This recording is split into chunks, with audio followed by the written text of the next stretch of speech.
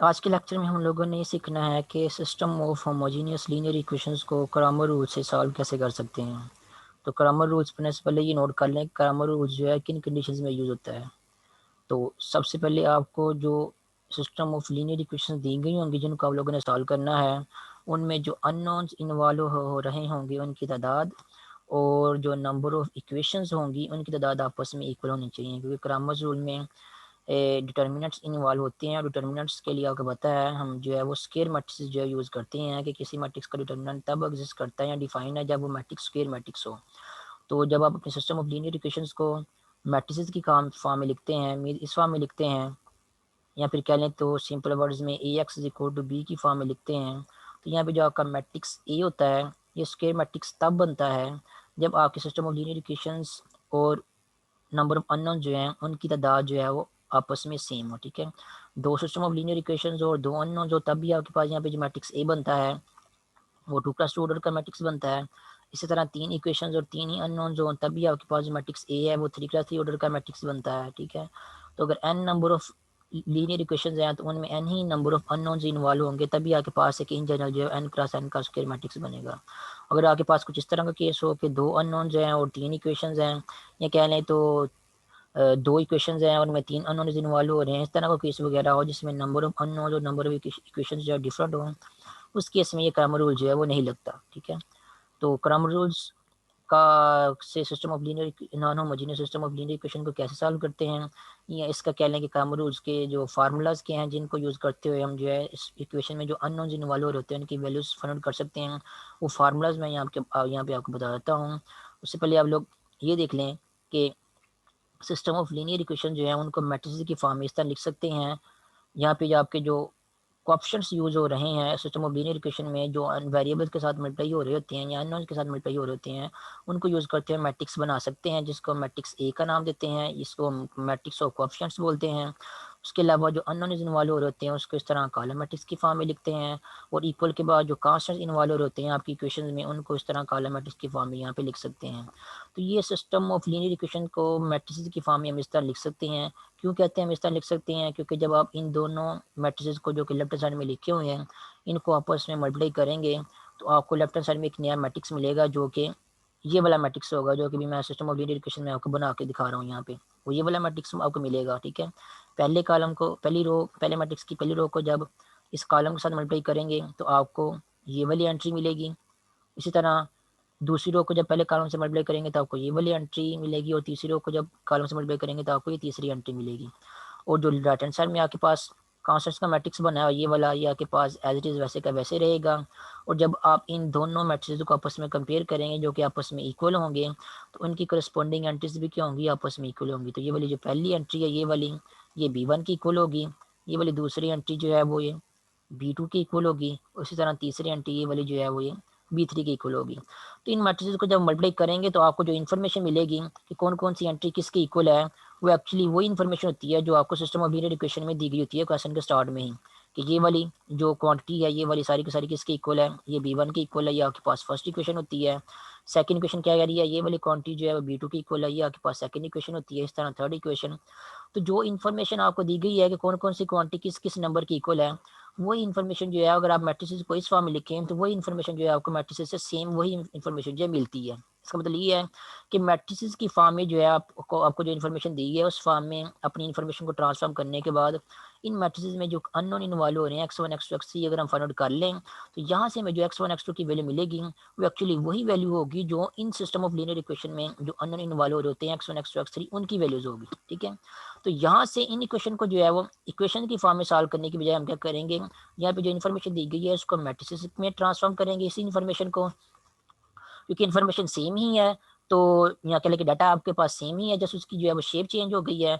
तो इस डाटा को यूज़ करते जब हम x1 x2 x3 की वैल्यू फाइंड करेंगे मैट्रिक्स को यूज़ करते हुए, तो वो वैल्यू भी वही होगी जो आपकी जो यहाँ कह लें कि वो वैल्यू भी उन्हीं x1 x2 x3 की होगी जो कि आपके सिस्टम ऑफ लीनियर इक्वेशन में इन्वॉल्व हो रहे होंगे।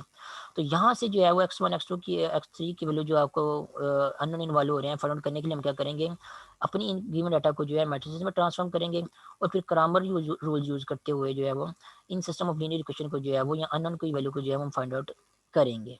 ठीक है, तो सिस्टम ऑफ लीनियर इक्वेशन के ऊपर क्या कंडीशन है वो मैंने आपको बता दिया हुआ है कि नंबर ऑफ अननोन्स और number of system of linear equation जो है वो क्या होना चाहिए, इनकी तादाद आपस में इक्वल होनी चाहिए। उसके बाद नेक्स्ट फार्मूलाज है क्रमज रूल के कि इनमें जो अननोन इन्वॉल्व हो रहे हैं, फॉर एग्जांपल यहाँ पे x1 x2 और x3 इन्वॉल्व हो रहा है, तो यहाँ पे क्रम रूल मैं आपको जो है वो system of three linear equation के केस में बता रहा हूँ। अगर ये आपको समझ में आ गया कि system of three linear equation को क्रम रूल से कैसे सॉल्व करते हैं, इनका फार्मूला समझ में आ गए, तो इसी पैटर्न को, इसी वे को यूज़ करते हैं हम system of two linear equations जिनमें दो अननोन इन्वॉल्व हो रहे हैं उनको भी सॉल्व कर सकते हैं। इसी तरह system of four linear equations जिनमें फोर अननोन इन्वॉल्व हो रहे हैं उनको भी क्रमर रूल से सॉल्व कर सकते हैं। इसी तरह in general system of N linear equations जिनमें N number of unknown involve हो रहे हैं उनको भी क्रमर रूल की मदद से सॉल्व कर सकते हैं। सभी को सॉल्व करने का पैटर्न जो है सेम ही है, इसलिए हम जो है सर 3x3 वाले मैट्रिक्स के केस में या थ्री लीनियर इक्वेशन के केस में जो है वो ये वाला पैटर्न समझेंगे। जब आपको ये समझ में आ जाएगा तो बाकी पैटर्न जो है वो सिस्टम और लीनियर इक्वेशन के केस में वो भी आपको ऑटोमेटिकली जो है समझ में आ जाएंगे। तो 3x3 या क्या है कि मैट्रिक्स के केस में, या कह लें कि three system of linear equation के केस में जो है वो जिसमें तीन अननोन इन्वॉल्व हो रहे हैं, उसके केस में हम जो है क्रमर रूल के फार्मूलाज पढ़ते हैं। तो क्रमर रूल के फार्मूलाज ये बनते हैं कि अगर आप लोगों को इस तरह सिस्टम ऑफ लीनियर इक्वेशन दी गई हो तो उनमें जो x1 x2 और x3 इन्वॉल्व हो रहे हैं उनकी वैल्यू जो है वो ये वाली होगी। x1 की वैल्यू आपके पास जो है वो ये वाली होगी, वो क्या है, this determinant divided by A का डिटर्मिनेंट। x2 की वैल्यू आपके पास जो है वो ये वाली होगी, वो क्या है, this determinant divided by A का डिटर्मिनेंट। इस तरह x3 की वैल्यू आपके पास जो है ये वाली होगी, वो क्या है, this determinant divided by A का डिटर्मिनेंट। तो x1 x2 x3 जो भी तीन अननोन इन्वॉल्व हो रहे थे आपकी सिस्टम ऑफ लीनियर इक्वेशन में, उनकी वैल्यूज कैसे फाइंड करनी है, उनके फार्मूलाज यहाँ पे लिखे हुए हैं। फार्मूला क्या है, न्यूमरेटर में भी एक डिटर्मिनेंट है और डिनोमिनेटर में भी एक डिटर्मिनेंट है। तो डिटर्मिनेंट आपको पता है नंबर्स होते हैं, तो इन दो नंबर्स को आपस में डिवाइड करेंगे या इन दो डिटर्मिनेंट्स को आपस में डिवाइड करेंगे तो आपको x1 की वैल्यू मिल जाएगी। इस तरह इन दो डिटर्मिनेंट्स या नंबर को डिवाइड करेंगे तो आपको x2 की, और इस तरह आपको x3 की वैल्यू भी जो है मिल जाएगी। अब इनको याद कैसे करना है, ठीक है, तो याद इस तरह करना है कि आप देख सकते हैं तीनों जो x1 x2 x3 है, तीनों के डिनोमिनेटर में ही ए का डिटर्मिनेंट आ रहा है, ठीक है। और ए कौन सा मैट्रिक्स है, ये आपको पता है वो वाला मैट्रिक्स है जो कि आप सिस्टम ऑफ लीनियर इक्वेशन के कोएफिशिएंट को यूज करते बना सकते हैं। तो ए आपके पास जो है ये वाला मैट्रिक्स है, ये तो आपको याद रखने की जरूरत नहीं है, क्योंकि जब आपको सिस्टम ऑफ लीनियर इक्वेशन दी गई होंगी तो उनको देख के आप मैट्रिक्स ए जो है बना सकते हैं, ये आपके पास मैट्रिक्स ए है। और फिर इसी मैट्रिक्स के डिटर्मिनेंट को जो है वो अपने जो x1 x2 x3 वैल्यूज के फार्मूला उनमें डिवाइड कर सकते हैं। उसके बाद नेक्स्ट बात करते हैं आपके न्यूमरेटर में कौन कौन से डिटर्मिनेंट आ रहे हैं। तो यहाँ पे अगर आप नोट करें तो b1 b2 और b3 क्या थे आपकी इक्वेशन में, जो कांस्टेंट इन्वॉल्व हो रहे थे इक्वेशन की राइट हैंड साइड पे वो वाले कांस्टेंट है। तो ऊपर वाला जो x1 की वैल्यू है उसमें जो ऊपर डिटर्मिनेंट लिखा हुआ है उस डिटर्मिनेंट का पहला कॉलम जो है वो क्या है, वो कांस्टेंट लिखे हुए हैं जो कि इक्वेशन की राइट हैंड साइड में इन्वॉल्व हो रहे थे, ठीक है। उसके बाद जो बाकी दो कॉलम लिखे हुए हैं वो बाकी दो कॉलम जो है वही है जो मैट्रिक्स ए में आ रहे थे, ठीक है। तो ये देख सकते हैं, ये आपके पास यहाँ पे मैट्रिक्स ए का डिटरमिनेंट लिखा हुआ है, यहाँ पे उन्होंने यहाँ पे मैट्रिक्स ए का डिटरमिनेंट नाम के साथ लिखा हुआ है और यहाँ पे मैट्रिक्स ए का डिटरमिनेंट जो है वो वैल्यूज के साथ लिखा हुआ है। तो आप देख सकते हैं ये मैट्रिक्स ए का डिटरमिनेंट है, इसमें जो दूसरा कॉलम आ रहा है, दूसरा और तीसरा कॉलम देखें, जो x1 की वैल्यू है उसका जो न्यूमरेटर में डिटरमिनेंट है इसमें भी दूसरा और तीसरा कॉलम क्या आ रहा है, यही वही आ रहा है जो ए में आ रहा था, ठीक है। तो जब आप लोगों ने x1 की वैल्यू लिखनी है तो आप लोगों ने क्या करना है, पहला कॉलम जो है वो, या कह लें कि अगर आप लोगों ने पहले अननोन की वैल्यू फाइंड करनी है तो आप लोगों ने पहला कॉलम जो है वो कांस्टेंट वाला बना लेना है जो कि इक्वेशन के राइट हैंड साइड पे आ रहे होते हैं। और जो बाकी दो कॉलम्स आपके पास बच जाएंगे उन कॉलम का आंसर जो आप लोगों ने मैट्रिक्स ए से देख लिख देना। जैसे फॉर एग्जांपल यहाँ पे मैट्रिक्स ए में ये दो कॉलम बन रहे हैं, बाकी दो दूसरा और तीसरा कॉलम, तो ये दो कॉलम आप लोगों ने क्या करने हैं वो यहाँ पे इनकी जगह लिख पुट कर देने हैं। तो आपके पास ये एक डिटर्मिनेंट जो है बन जाएगा। इस डिटर्मिनेंट का आंसर को आप लोगों ने क्या करना है, ए के डिटर्मिनेंट से डिवाइड करना है तो आपको x1 की वैल्यू जो है मिल जाएगी। इसी तरह जब आप लोगों ने दूसरे अननोन की वैल्यू लिखनी है तो हम लोगों ने क्या करना है, अब अपने कांस्टेंट वाला जो कॉलम है उसको आप लोगों ने क्या कर देना है, दूसरे नंबर पे जो है यहाँ पे लिख देना है। तो ये आपके पास दूसरे नंबर पे आ जाएगा कांस्टेंट वाला कॉलम। अब आपके पास कौन से कॉलम बच गए हैं, अब आपके पास पहला और तीसरा कॉलम बच गया। और पहला और तीसरा कॉलम आप लोगों ने कैसे लिखना है, अगेन आप लोगों ने वही जो है पहला और तीसरा कॉलम जो मैट्रिक्स ए है उसमें जो पहला और तीसरा कॉलम लिखा हुआ है वहां से देखते हुए पहले और तीसरे कॉलम को आप लोगों ने क्या करना है, न्यूमरेटर में जो पहला और तीसरा कॉलम आ रहा है उसकी जगह जो है वो उस कॉलम को जो आप लोगों ने पुट कर देना है। तो ये देख लें आप लोगों को x1 x2 की जो वैल्यू यहाँ पे लिख रहा हूँ इनको भी आप लोगों को याद रखने की जरूरत नहीं है। सिस्टम ऑफ इक्वेशंस को देखते हुए या मैट्रिक्स ए को देखते हुए आप न्यूमरेटर में जो डिटर्मिनेंट इन्वॉल्व हो रहे हैं उनको भी जो है वो देख के लिख सकते हैं, उनको भी याद रखने की जरूरत नहीं है। जैसे आप लोगों ने पैटर्न को फॉलो करना है, पैटर्न को फॉलो अगर करें तो इस तरह अगर आपने x3 या तीसरे अननोन की वैल्यू फाइंड करनी है बाय यूजिंग क्रैमर रूल, तो क्या करेंगे, तीसरे कॉलम की जगह क्या करेंगे, जो कांस्टेंट वाला कॉलम है उसको पुट कर देंगे। अब आपके पास जो है पहले दो कॉलम बच जाएंगे। अब आप लोगों ने क्या करना है, ये जो पहले दो कॉलम आपके पास बच गए हैं, इनको आप लोगों ने मैट्रिक्स ए के जो पहले दो कॉलम होंगे वहां से पहले दो कॉलम जो है वो लेके उनको यहाँ पे पहले दो कॉलम की जगह जो है पुट कर देना है उसी तरतीब के साथ और उसी पोजीशन के साथ। तो आपको यहाँ पे भी न्यूमरेटर में एक डिटरमिनेंट जो है वो मिल जाएगा। इस तरह आपको x1 x2 और x3 तीनों अननोन की वैल्यू जो है वो मिल जाएंगी बाय यूजिंग क्रैमर रूल। यहाँ पे जो ऊपर वाला डिटरमिनेंट है इसको हम जो है वो d1 का नाम भी दे सकते हैं। तो ये आपके पास फार्मूला बन जाएगा, x1 का फार्मूला आपके पास बन जाएगा x1 is equal to d1 divided by A का डिटर्मिनेंट।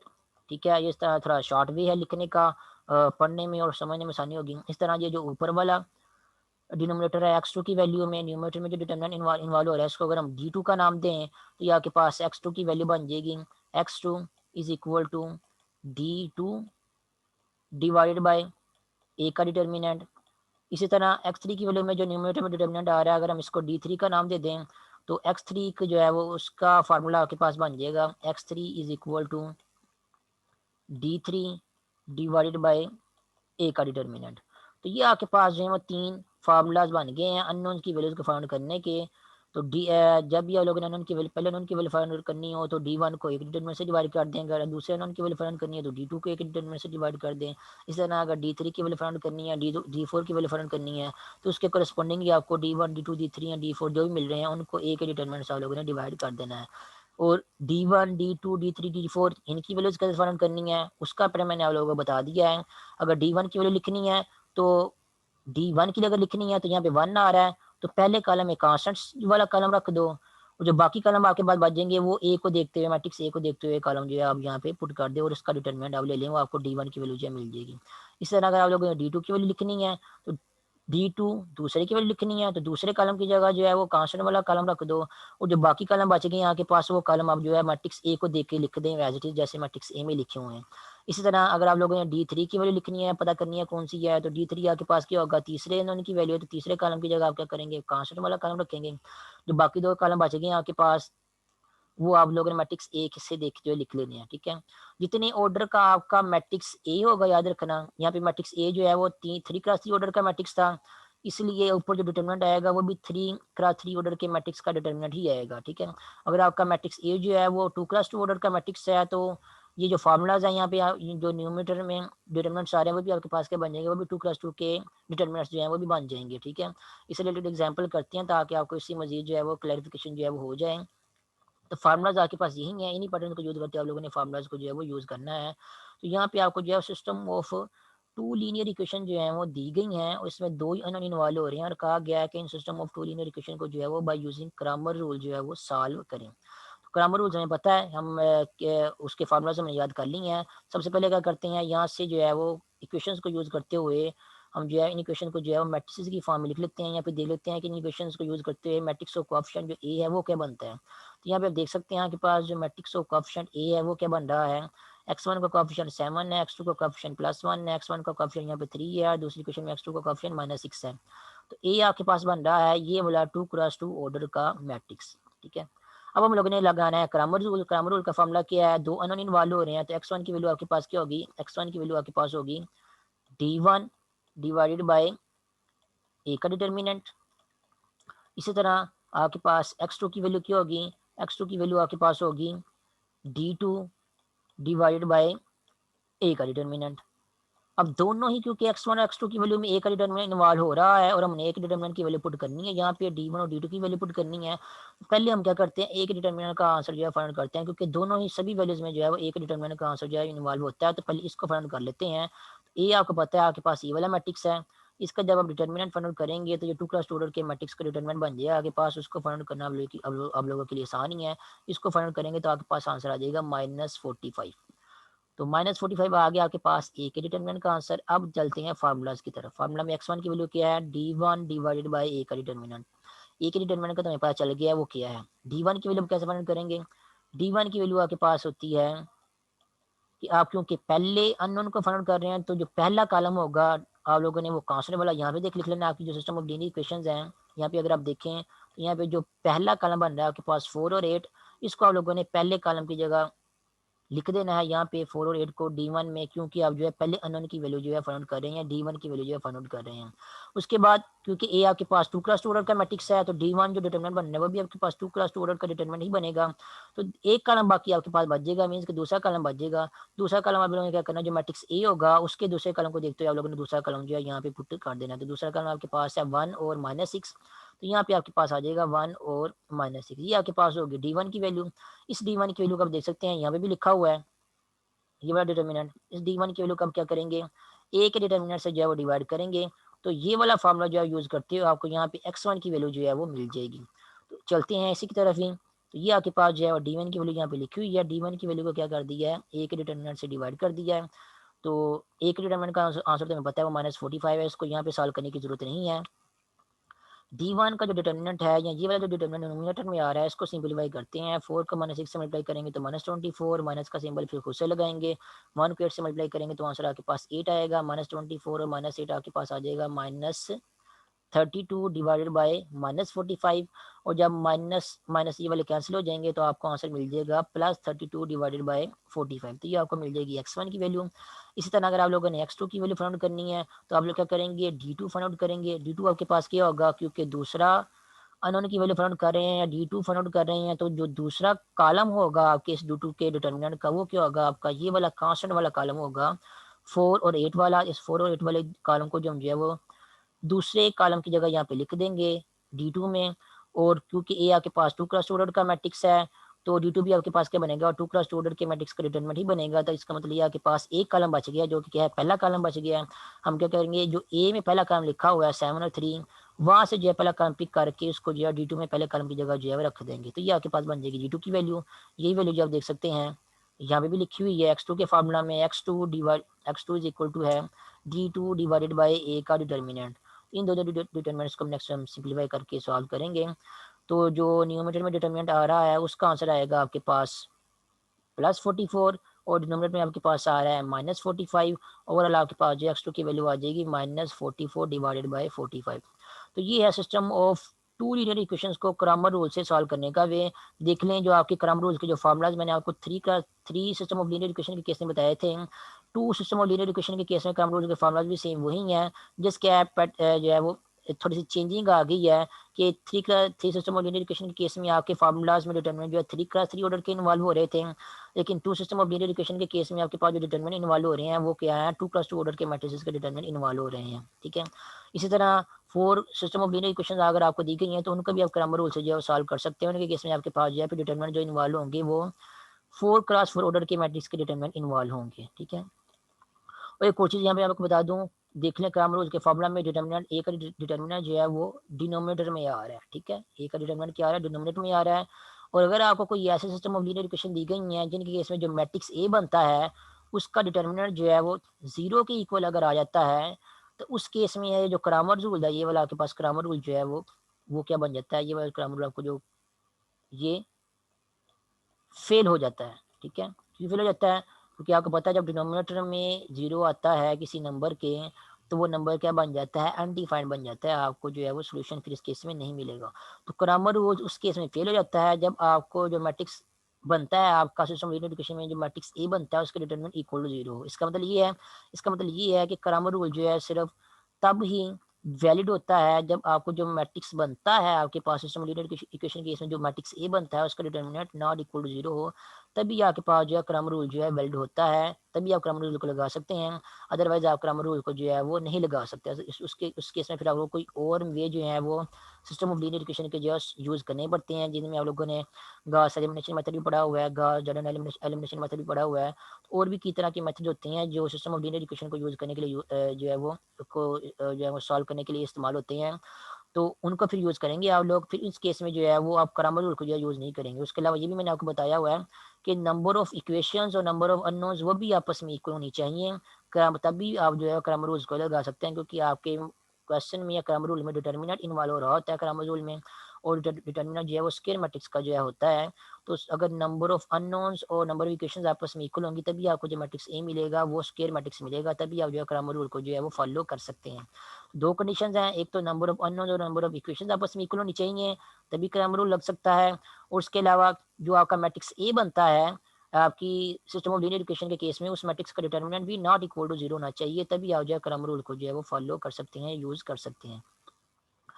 तो ये था आपके पास system of two linear equations को क्रम रूल से सॉल्व करने का वे। नेक्स्ट हम जो है वो system of three linear equation को भी क्रम रूल से सॉल्व करने की प्रैक्टिस कर लेते हैं। तो ये आपको स्क्रीन पे क्वेश्चन नजर आ रहा है, एग्जांपल नंबर 10 नजर आ रही है, solve the following system of linear equations by using Cramer's rule. तब यहाँ पे अब आपको तीन सिस्टम ऑफ लीनियर इक्वेशन दी गई हैं जिसमें तीन अननोन इन्वॉल्व हो रहे हैं। इसको मैट्रिक्स की फॉर्म में लिखेंगे तो आपके पास मैट्रिक्स की फॉर्म जो है ये वाली बनेगी, जिसमें ये वाला मैट्रिक्स जो है आपके पास मैट्रिक्स ए है, दूसरा मैट्रिक्स जो कॉलम मैट्रिक्स है वो अननोन्स वाला मैट्रिक्स है, और जो इक्वल के बाद वाला मैट्रिक्स कॉलम मैट्रिक्स आ रहा है वो आपके पास वो कांस्टेंट्स वाला मैट्रिक्स है। तो मैट्रिक्स की फॉर्म में अपने सिस्टम ऑफ लीनियर इक्वेशंस को लिख लिया यहाँ पे। उसके बाद क्योंकि क्रैमर रूल में जब लगाते हैं तो हर अननोन की वैल्यू के फार्मूले में मैट्रिक्स ए का डिटर्मिनेंट इन्वॉल्व होता है, इसलिए हम सबसे पहले क्या करेंगे, जो मैट्रिक्स ए आपके पास यहाँ बन रहा है उसका डिटर्मिनेंट इवेल्युएट करेंगे यहाँ पे। और डिटर्मिनेंट के मैंने आपको बताया हम किसी भी रो या किसी भी कॉलम से एक्सपेंड कर सकते हैं, हमारी अपनी मर्जी होती है, हम अपनी मर्जी से किसी भी रो या कॉलम से एक्सपेंड करते हुए किसी भी ऑर्डर के मैट्रिक्स का स्क्वायर मैट्रिक्स का डिटर्मिनेंट इवेल्युएट कर सकते हैं। बस आप लोगों ने साइंस की जो प्लस माइनस के जो साइन आ रहे होते हैं उनकी तरतीब को जो है फॉलो करना होता है। वो तरतीब अगर आप सही लगाएंगे तो फिर आप अपनी मर्जी से किसी भी रो या कॉलम से एक्सपेंड करते हैं मैट्रिक्स के डिटरमिनेंट का आंसर जो है वैलिड कर सकते हैं, वो आंसर आपका सेम ही आएगा। थ्री क्लास थ्री ऑर्डर के मैट्रिक्स केस में आपके साइन की तरतीब ये वाली होती है कि सबसे पहले आप लोगों ने हमेशा प्लस से स्टार्ट करना है, या कोई भी मैट्रिक्स आपके पास लिखा हो उसके मैट्रिक्स सबसे पहले आप लोगों ने प्लस से स्टार्ट करना है, फिर उतने ही ऑर्डर का मैट्रिक्स लिखना है, साइन वाला जितने ऑर्डर का मैट्रिक्स का डिटरमिनेंट आप लोगों ने फाइंड करना है। तो यहाँ पे थ्री क्लास थ्री ऑर्डर के मैट्रिक्स का डिटरमिनेंट फाइंड करना है, तो साइन की तरतीब क्या होगी, मैं यहाँ पे sine three class three order का एक साइन वाला मैट्रिक्स लिखूंगा, और हमेशा आप लोगों ने प्लस से स्टार्ट करना है, और फिर साइन को जो है अल्टरनेटिवली जो है चेंज करते जाना है प्लस माइनस के साथ। तो प्लस माइनस, फिर प्लस माइनस, प्लस माइनस, फिर प्लस माइनस और फिर प्लस। तो ये मैंने थ्री का थ्री का एक मैट्रिक्स लिख दिया है, ऑर्डर का मैट्रिक्स लिख दिया है साइंस वाला प्लस माइनस के साथ, जिसमें अल्टरनेटिवली जो है चेंज हो रहे हैं। अगर आप लोगों ने जो है इस मैट्रिक्स के डिटर्मिनेंट को फर्स्ट रो से एक्सपेंड करना है तो आप लोगों को ये फर्स्ट रो वाली जो साइन की तरतीब है इसको फॉलो करना पड़ेगा। पहली एंट्री के साथ आप प्लस का सिंबल लगाएंगे, जो कि लगाने की जरूरत नहीं पड़ती पहली एंट्री के साथ। दूसरी आंटी के साथ फिर आप लोगों ने माइनस का सिंबल लगाना है, और तीसरी आंटी के साथ फिर आप लोगों ने प्लस का सिंबल लगाना है अगर आप लोग फर्स्ट रो से एक्सपेंड कर रहे हैं।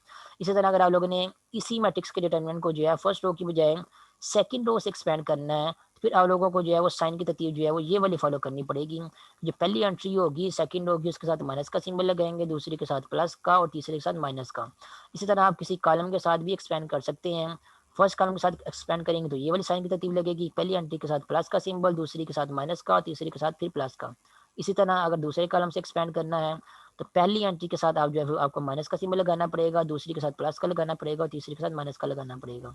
तो ये साइन की तरतीब है जो आप देख सकते हैं यहाँ पे। आपने अगर अपनी मर्जी से किसी और रो या कॉलम के साथ एक्सपेंड करना है, अदरवाइज ज़्यादातर हम क्या करते हैं फर्स्ट रो से ही एक्सपेंड कर लेते हैं। तो फर्स्ट रो से यहाँ पे एक्सपेंड करते हैं, देखते हैं हमारे पास आंसर क्या आता है। साइन की तरतीब जो है वो ये वाली यूज होगी, प्लस माइनस और प्लस वाली। तो पहले आंटी के साथ प्लस का सिंबल लगेगा, दूसरी के साथ माइनस वाला, और तीसरे के साथ अगेन जो है प्लस का सिंबल लगेगा। टू के साथ जब प्लस का सिंबल लगाएंगे तो टू आपके पास यहाँ पे आ जाएगा। उसके बाद क्या करेंगे, टू वाली कॉलम और टू वाली रो को जो है डिलीट कर देंगे, और जो बाकी एंट्रीज बचेंगी उनका डिटर्मिनेंट जो है, ये जो बाकी एंट्रीज बचेंगी उनका डिटर्मिनेंट जो है वो टू के साथ मल्टीप्लाई करेंगे। तो इनका डिटर्मिनेंट क्या होगा, माइनस टू को जब माइनस थ्री से मल्टीप्लाई करेंगे तो आंसर आपके पास आ जाएगा प्लस सिक्स। उसके बाद माइनस का सिंबल खुद से लगाएंगे, फिर माइनस टू को जब हम वन से मल्टीप्लाई करेंगे तो आंसर आपके पास आ जाएगा माइनस टू। तो सिक्स माइनस माइनस टू आपके पास क्या बन जाएगा, वो सिक्स प्लस टू बन जाएगा। तो ये आपने क्या कर लिया, पहली एंट्री को डील कर दिया है पहली रो की। अब पहली रो की दूसरी एंट्री को डील करना तो इसके साथ हम क्या करेंगे, माइनस का सिंबल खुद से लगाएंगे। तो ये दूसरी एंट्री प्लस टू है, उसके साथ जब माइनस का सिंबल लगाएंगे तो वो क्या बन जाएगी, वो माइनस टू बन जाएगी। अब अगेन वही प्रोसीजर, जिस एंट्री को डील कर रहे हैं उसके कॉलम और उसके रो को क्या कर देंगे, डिलीट कर देंगे। बाकी जो एंट्रीज बच गई हैं उनका डिटर्मिनेंट इस माइनस टू के साथ मल्टीप्लाई करेंगे। तो बाकी एंट्रीज ये हैं, थ्री माइनस टू, फाइव और minus three. Two plus two order का डिटर्मिनेंट बनेगा, तो थ्री को जब माइनस थ्री से मल्टीप्लाई करेंगे तो आंसर आपके पास माइनस नाइन आएगा। माइनस का सिंबल खुद से लगाएंगे। इस माइनस टू को जब फाइव से मल्टीप्लाई करेंगे तो आंसर आपके पास आएगा माइनस टेन। वो इस माइनस टेन इस माइनस के साथ मिलकर क्या बन जाएगा, प्लस बन जाएगा। तो ओवरऑल आपके पास आंसर आ जाएगा माइनस टू प्लस टेन। उसके बाद थर्ड एंट्री की बारी है, उसके साथ प्लस का सिंबल लगेगा, या आपके पास बन जाएगा प्लस वन। और वन वाले कॉलम और रो को जब आप डिलीट कर देंगे, जो बाकी एंट्रीज बच गई हैं उनका डिटरमिनेंट भी क्या करेंगे, हम इस वन के साथ मल्टीप्लाई कर देंगे। 3 को 1 से मल्टीप्लाई करेंगे तो आंसर आपके पास 3 आएगा, और माइनस का सिंबल खुद से लगाने के बाद -2 को जब 5 से मल्टीप्लाई करेंगे तो आंसर आपके पास आएगा -10, वो क्या बन जाएगा यहाँ पे +10 बन जाएगा। तो ये क्या कर दिया यहाँ पे हम लोगों ने, ये जो लाइन हम लोगों ने लिखी है, ये जो प्रोसीजर फॉलो किया है यहाँ तक हमने, यहाँ से यहाँ तक ये जो प्रोसीजर फॉलो किया है इसको कहते हैं, इस मैट्रिक्स के डिटर्मिनेंट को हम लोगों ने क्या कर दिया है, इस डिटर्मिनेंट को हम लोगों ने क्या कर दिया है, फर्स्ट रो से एक्सपैंड कर लिया है, ठीक है। उसके बाद नेक्स्ट सिंप्लीफिकेशन करते हैं, सिंप्लीफिकेशन करेंगे तो आपको जो है वो 20/7 जो है मैट्रिक्स ए के डिटर्मिनेंट का आंसर जो है वो मिल जाएगा। अब नेक्स्ट चलते हैं फार्मूलाज की तरफ। क्रैमर रूल्स के फार्मूलाज क्या है, क्रैमर रूल्स के फार्मूला में जो x1 होता है उसकी वैल्यू होती है x1 is equal to d1 divided by A का डिटर्मिनेंट, और डी ए का डिटर्मिनेंट तो हम लोगों ने फाइंड कर लिया है। डी1 क्या होता है वो पता कर लेते हैं, डी1 कैसे लिखते हैं मैंने आपको सिखाया हुआ है। ए कितने ऑर्डर का मैट्रिक्स है, ए 3x3 ऑर्डर का मैट्रिक्स है, इसका मतलब डी1 भी क्या होगा, आपके पास एक डिटर्मिनेंट होगा जिसका ऑर्डर भी क्या होगा, 3x3 ही होगा। तो यहाँ पे 3x3 ऑर्डर का डिटर्मिनेंट डी1 की जगह आ जाएगा, और डिनोमिनेटर में क्या आएगा आपके पास, डिनोमिनेटर में आपके पास ए का डिटर्मिनेंट यहाँ पे आ जाएगा। अब डी1 में एलिमेंट्स कैसे लिखने हैं, क्योंकि पहले उन्होंने की वैल्यू फाइंड कर रहे हैं, या कह लें कि डी1 की वैल्यू फाइंड कर रहे हैं, तो जो पहला कॉलम होगा इस डी1 का वो क्या होगा, वो लोगों ने कांस्टेंट से देख के लिखना है। तो कांस्टेंट देख सकते हैं यहाँ पे कांस्टेंट क्या आ रहे हैं। अब देखिए यहाँ पे अगर कांस्टेंट वाला मैट्रिक्स आपको लिखा नजर आ रहा है, कॉलम मैट्रिक्स यहाँ पे इक्वल के बाद ये वाला कांस्टेंट वाला जो कॉलम है इसको हम क्या करेंगे, पहले नंबर पे लिख देंगे। 3, 1 और 2 ये पहले नंबर पे आ जाएगा, और जो बाकी दो कॉलम बचेंगे आपके पास ये वाले कॉलम, ये आप जिन्हें मैट्रिक्स ए से देख लिख लेने हैं। मैट्रिक्स ए में बाकी दो कॉलम कौन से हैं, ये वाला कॉलम है एक, तो दूसरा कॉलम वो क्या है 2, -2 और +1, और तीसरा कॉलम कौन सा है 1, -2 और -3, 1, -2 और -3, आपके पास ये यहाँ पे आ जाएगा। तो ये आपके पास बन गया x1 का formula, d1 divided by A का डिटर्मिनेंट, d1 की वैल्यू भी पुट कर दी हमने यहाँ पे, ए के डिटर्मिनेंट का आंसर हम लोगों ने वैल्यू कर लिया है, वो आपके पास क्या आ रहा है 27 आ रहा है। अब हम लोगों ने क्या करना है, न्यूमरेटर में जस्ट इस डिटर्मिनेंट को सॉल्व करना है, और फिर इसके बाद इसकी वैल्यू को जो है वो एक डिटर्मिनेंट से जो है वो डिवाइड करना है। तो क्योंकि हम लोगों ने इस न्यूमरेटर में इसको सॉल्व करना है, तो हम क्या कर लेते हैं, इस d1 का आंसर जो है पहले ही अलग से निकाल लेते हैं, उसके बाद इसकी वैल्यू यहाँ पुट करके हम इसको जो है वो सॉल्व करेंगे। तो यहाँ पे अब क्या किया हुआ है, ये जो d1 बन रहा है आपके पास, जो मेरे पास यहाँ बन रहा था, अगर आपको दिखाऊँ यहाँ पे, ये देखें ये d1 का डिटरमिनेंट जो उन्होंने अलग से यहाँ पे फाउंड किया हुआ है, ये d1 कौन सा, ये देखिए वही है जो यहाँ पे लिखा हुआ है मैंने यहाँ पे x1 के फार्मूला में। तो क्योंकि d1 की वैल्यू में डिटरमिनेंट की वैल्यू हम लोगों ने फाइंड करनी है न्यूमरेटर में, तो पहले इसको अलग से फाइंड कर लेते हैं ताकि हमारी कैलकुलेशन में आसानी हो, फिर इसकी वैल्यू को जो हम यहाँ पे वापस फिर से जो है पुट कर देंगे। तो d1 की वैल्यू आपके पास ये डिटरमिनेंट आ गया 3x3 ऑर्डर के मैट्रिक्स का, इसको सॉल्व करेंगे तो इसका आंसर आपके पास आएगा 27। तो d1 का आंसर भी जब 27 आएगा, अब हम फार्मूला यूज करते हुए जो है वो x1 की वैल्यू फाइंड कर सकते हैं। x1 इज इक्वल टू है d1 डिवाइडेड बाय ए का डिटर्मिनेंट, d1 की वैल्यू आपके पास आई है 27, और a1 की वैल्यू भी 27 थी, तो 27 डिवाइडेड बाय 27 आपके पास x1 की वैल्यू क्या आ जाएगी, वो 1 आ जाएगी। इसी तरह जब x2 की वैल्यू फाइंड करनी है, तो क्योंकि x2 की वैल्यू में ए का डिटर्मिनेंट और d2 इन्वॉल्व होगा, ए का डिटर्मिनेंट हम लोगों ने पहले फाइंड कर लिया है। अब d2 की वैल्यू जो है वो भी अलग से फाइंड कर लेते हैं, ताकि उसको इस तरह फार्मूले में हम जो है पुट करके x2 की वैल्यू जो है फाइंड कर सकें। अब d2 कैसे लिखना है वो भी आपको दोबारा फिर से एक बार बताता हूँ, कि जब आप लोगों ने d2 की वैल्यू लिखनी है, d2 वाला डिटर्मिनेंट लिखना है, तो क्योंकि एक आपके पास 3x3 ऑर्डर का मैट्रिक्स है, तो d2 भी आपके पास क्या होगा 3x3 ऑर्डर के मैट्रिक्स का डिटर्मिनेंट होगा। दूसरा है d2 दूसरे नंबर वाला है, तो जो कांस्टेंट वाला कॉलम है ये वाला 3, 1, 2, इसको हम क्या करेंगे दूसरे नंबर पे लिख देंगे 3, 1, 2, और जो बाकी कॉलम बच गए हैं आपके पास, पहला और तीसरा कॉलम बच गया है, पहले और तीसरे कॉलम हम लोगों ने क्या करना है मैट्रिक्स ए से दे के जो है वो यहाँ पे लिख देना है। तो मैट्रिक्स ए में पहला कॉलम कौन सा है आपके पास 2, 3, 5, यहाँ पे आपके पास आ जाएगा 2, 3 और 5, ये आपके पास पहले कॉलम की जगह आ जाएगा। और फिर तीसरा कॉलम लिखना है, तो तीसरा कॉलम आपके पास जो मैट्रिक्स ए में है वो तीसरा कॉलम आपके पास जो है वो ये वाला है। तीसरा कॉलम आपने यहाँ से देख के जो है वो यहाँ पे लिख देना है, वो क्या आपके पास बन रहा है 1, -2 और -3, तो यहाँ पे लिख दिया है। ये आपके पास बन गई है d2 की वैल्यू। अब देख सकते हैं यहाँ पे d2 की वैल्यू क्या लिखी हुई है आपके सोल्यूशन में, तो ये आपके पास d2 की वैल्यू लिखी हुई है। अगर आप दोनों को कंपेयर करें तो दोनों वैल्यूज जो मैंने लिखी हैं वो सेम ही है। तो ये है आप d1, d2 और d3 जो डिटर्मिनेंट इन्वॉल्व होते हैं न्यूमरेटर में, उनको लिखने का वे आप लोगों को याद रखने की कुछ भी ज़रूरत नहीं है कि एलिमेंट्स जो है वो कौन कौन से लिखने हैं, कहाँ कहाँ पे कौन कौन सा एलिमेंट पुट करना है। आपने जस्ट ये फार्मूला याद रखने हैं, वो भी आसान ही है। x1 है आपके पास d1 डिवाइडेड बाई ए का डिटर्मिनेंट, d2 है आपके पास x2 है आपके पास d2 डिवाइडेड बाई ए का डिटर्मिनेंट, इस तरह x3 है, और d1 और d2 d3 कौन से हैं वो भी आपको लिखने आते हैं। पैटर्न को फॉलो करेंगे तो आपको भी याद रखने की जरूरत नहीं पड़ेगी। तो D2 की वैल्यू जैसे मैंने आप यहाँ पे लिखी है, ये वाला डिटर्मिनेंट ये जो भी आ रहा है इसका आंसर जो है यहाँ पे फाइंड किया हुआ है, तो D2 का आंसर आपके पास आ रहा है 0। ठीक है, अब आप x2 का फार्मूला यूज़ करेंगे। x2 आपके पास क्या है, x2 इज इक्वल टू है D2 डिवाइडेड बाई ए का डिटर्मिनेंट। D2 की वैल्यू आपके पास 0 है ये वाली, और x के 8 के डिटर्मिनेंट का आंसर आपके पास 27 है। 0 डिवाइडेड बाई 27 आंसर आपके पास क्या आ जाएगा, x2 की वैल्यू जो आपके पास 0 आ जाएगी। इसी तरह x3 की चलते हैं। x3 का फार्मूला आपके पास D3 डिवाइडेड बाई ए का डिटर्मिनेंट। इसी तरह जब हम x3 की तरफ चलते हैं तो x3 का आंसर फार्मूला आपके पास आ जाएगा D3 डिवाइडेड बाई ए का डिटर्मिनेंट। तो ए के डिटर्मिनेंट का आंसर हमें पहले से वैलिड किया हुआ है। D3 का आंसर भी अलग से वैलिड करेंगे। D3 आपको पता है अब कैसे लिखना है, कांस्टेंट वाला कॉलम जो है तीसरे नंबर पे आएगा, और बाकी जो कॉलम बच गए हैं वो मैट्रिक्स ए को देख के हम यहाँ पे लिख देंगे। इस डिटर्मिनेंट को सॉल्व करेंगे तो इसका आंसर भी आपके पास 27 आएगा। 27 divide by 27 means D3 divide by A का डिटर्मिनेंट आंसर आपके पास जो है 1 आ जाएगा। इस तरह आपको जो है तीनों अननोन जो आपके सिस्टम ऑफ लीनियर इक्वेशन में इन्वॉल्व हो रहे हैं, यहाँ पे तीनों अननोन की वैल्यू जो है बाय यूजिंग क्रैमर रूल जो है वो मिल जाएगी। सिर्फ उन्होंने क्या किया, डिटर्मिनेंट्स के आंसर जो है फाइंड किए हैं, और डिटर्मिनेंट को यूज करते हुए यहाँ पे जो अननोन इन्वॉल्व हो रहे थे उनकी वैल्यू फाइंड कर ली है। x1 की वैल्यू आपके पास क्या आ रही है, वो 1 आ रही है, और यहाँ पे जो x2 है उसकी वैल्यू आपके पास 0 आ रही है, और जो x3 है उसकी वैल्यू आपके पास जो है वो 1 आ रही है। ठीक है, ये तीन सोल्यूशन जो है आपको system of non homogeneous linear equation के आपको मिल जाएंगे। अब चलते हैं एक्सरसाइज की तरफ कि आप लोगों ने कौन से क्वेश्चन जो है वो क्रैमर रूल से रिलेटेड करने हैं। तो यहाँ पे आपको क्रैमर रूल्स के कुछ क्वेश्चन जो है क्वेश्चन नंबर 11 से लेकर क्वेश्चन नंबर 16 तक जो है वो मेंशन किए नज़र आ रहे होंगे। तो क्वेश्चन नंबर 11 से लेकर 16 तक आपके पास तकरीबन ये टोटल जो है वो 6 क्वेश्चन हैं। इनमें से जो क्वेश्चन आप लोगों ने प्रैक्टिस के लिए करने हैं वो एक क्वेश्चन तो आप लोग जो है वो क्वेश्चन नंबर 12 कर लें। इसमें दो system of non homogeneous system of linear equation दी गई हैं, और उसके अलावा एक क्वेश्चन जो है क्वेश्चन नंबर 14 कर लें। ठीक है, तो क्वेश्चन नंबर 12 और क्वेश्चन नंबर 14 ये दो क्वेश्चन अपनी प्रैक्टिस के लिए आप लोग कर लें। इन दोनों क्वेश्चन को आप लोगों ने क्रैमर रूल से जो है वो सॉल्व करना है। उसके अलावा अगर किसी को लगता है कि उसने मजीद प्रैक्टिस करनी है क्रैमर रूल की, तो वो बाकी जो क्वेश्चन यहाँ पे दिए गए हैं उनको भी प्रैक्टिस के लिए जो है वो सॉल्व कर सकते हैं। लेकिन फिलहाल जो लाजमी क्वेश्चन आप लोगों ने करने हैं वो दो क्वेश्चन है, क्वेश्चन नंबर 12 और क्वेश्चन नंबर 14।